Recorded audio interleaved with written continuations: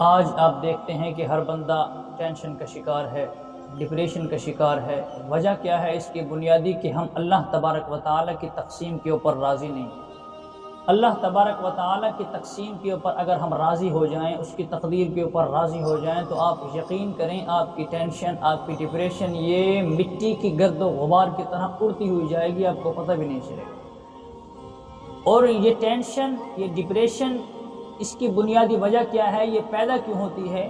اس کی وجہ یہ ہے کہ ہم دنیاوی اعتبار سے اپنے سے اوپر کے درجے والے شخص کو جب دیکھتے ہیں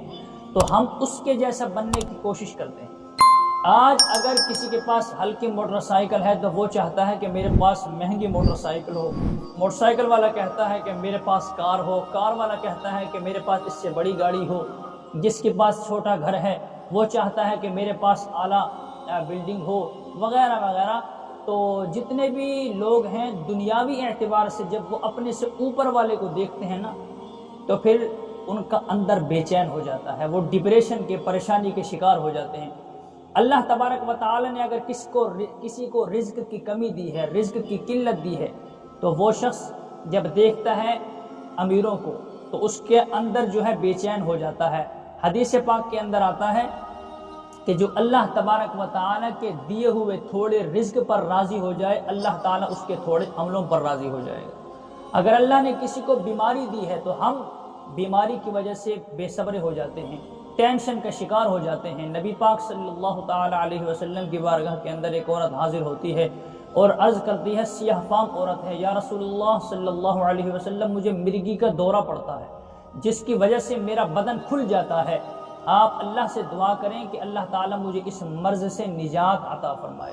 تو حضور علیہ السلام نے فرمایا اگر تو اللہ کے اس مرض کے اوپر صبر کرے تو اللہ تبارک و تعالیٰ تجھے جنت عطا فرمائے گا۔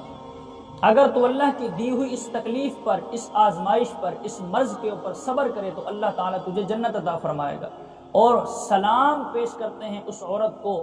اس نے عرض کی، یا رسول اللہ صلی اللہ علیہ وسلم میں اللہ کی اس تکلیف پر راضی رہنا پسند کرتی ہوں اگر اللہ تبارک و تعالیٰ مجھے اس کے بدلے کے اندر جنت عطا فرمائے۔ پر اس نے عرض کی، یا رسول اللہ میرے حق میں ایک دعا یہ ضرور فرمائیں کہ کم سے کم میرا سطر نہ کھلے، اللہ تبارک و تعالیٰ اتنا مجھ پر احسان فرمائے کہ میرا سطر، جب مرگی کا دورہ مجھے پڑتا ہے تو سطر میرا نہ کھلے۔ تو اس پر نبی پاک صلی اللہ علیہ وسلم نے اس کے لیے دعا فرمائی۔ تو اب مقام غور ہے، ایک عورت مرگی کا دورہ پڑ رہا ہے اتنی سخت تکلیف کے اندر کہ اس کو یہ خیال بھی نہیں رہتا کہ میرا سطر کھل رہا ہے، لیکن نبی پاک صلی اللہ علیہ وسلم نے پھر بھی صبر کی تلقین فرمائی کہ اے بیوی تو نے صبر کر، صبر کرنا تیرا کام ہے، اس تکلیف پر، اس مرض کے اوپر صبر کے بدلے میں اللہ تعالیٰ تجھے جنت عطا فرمائے گا۔ تو اگر ہم اپنے سے نیچے والے درجے کے لوگوں کو دیکھیں جو بیمار ہیں، جن کے پاس کھانے کے لیے روٹی نہیں ہے، پہننے کے لیے کپڑے نہیں ہیں، سر کو ڈھانپنے کے لیے گھر کی چھت نہیں ہے، اگر ہم اپنے سے نیچے والے لوگوں کو دیکھیں تو یہ ٹینشن ختم ہو جائے گی۔ بنیادی وجہ یہ ہے ہم اپنے سے نیچے کے لوگوں کو دیکھتے نہیں ہیں، ہماری نظر ہمیشہ اوپر کے لوگوں پر ہوتی ہے۔ حدیث پاک کے اندر آتا ہے، فرمایا انظروا الی من هو اسفل منکم ولا تنظروا الی من هو فوقکم۔ یہ ایک ٹینشن فری نسخہ ہمیں سرکار دو عالم صلی اللہ علیہ وسلم نے ارشاد فرما دیا ہے۔ اب ہم نبی پاک صلی اللہ علیہ وسلم کی سیرت کو اگر اپنے لیے مشعل راہ بنائیں تو اس قسم کے مرض ہمارے قریب ہی نہ آئیں۔ فرمایا ہمیشہ اپنے سے نیچے کے طبقے کے لوگوں کو دیکھو، جب آپ نچلے لوگوں کو دیکھیں گے تو آپ کہیں گے اللہ تبارک و تعالیٰ کا شکر ہے جن کے پاس 2 وقت کا کھانا نہیں ہے، یا مالک تیرا شکر ہے تو نے مجھے کھانے کے لیے نعمت عطا فرمائی ہے، پہننے کے لیے کپڑے عطا فرمائے ہیں، سر چھپانے کے لیے مکان کی چھت عطا فرمائی ہے۔ شیخ سعدی علیہ الرحمہ واقعہ بیان کرتے ہیں کہ دمشق کی جامع مسجد کی طرف میں جا رہا تھا، میرے پاؤں کے اندر جوتے نہیں تھے، پاؤں کے اندر جوتے نہیں ہیں، تو میں دل کے اندر یہ سوچنے لگا کہ یار تیری عزت تو بڑی ہے اور تو معززین کے اندر تیرا شمار ہے، تیرے پاؤں کے اندر جوتے بھی نہیں ہیں۔ فرماتے ہیں میں تھوڑا سا آگے جاتا ہوں تو دیکھا کہ ایک شخص کے پاؤں ہی نہیں ہیں سرے سے، وہ لکڑی کے سہارے چل کر آ رہا ہے۔ تو میں نے اللہ تبارک و تعالیٰ کی بارگاہ کے اندر شکر ادا کیا، مالک تیرا شکر ہے، اس کو تو نے پاؤں ہی نہیں دیے، مجھے چلو پاؤں تو دیے ہیں نا، جوتی ہی میرے پاؤں کے اندر نہیں ہیں۔ تو دیکھیں حدیث پاک کے اندر ہے ہمیشہ اپنے سے نیچے کے طبقے کے لوگوں کو دیکھو، جب ان کو دیکھیں گے تو آپ کی ٹینشن ختم ہوگی، آپ کی ڈپریشن ختم ہوگی، آپ کی پریشانی اندر کی ختم ہوگی جب آپ اپنے سے نچلے لوگوں کو دیکھیں گے۔ ہاں اگر اپنے سے اوپر دیکھنا ہے تو پھر اس کو دیکھیں جو دین میں آپ سے اعلیٰ درجے کے ہیں، جو دین میں آپ سے اوپر ہیں۔ آپ دیکھیں کہ یار وہ کتنا نیک بندہ ہے، میں تو صرف 5 نمازیں پڑھتا ہوں، وہ تو تہجد بھی پڑھتا ہے،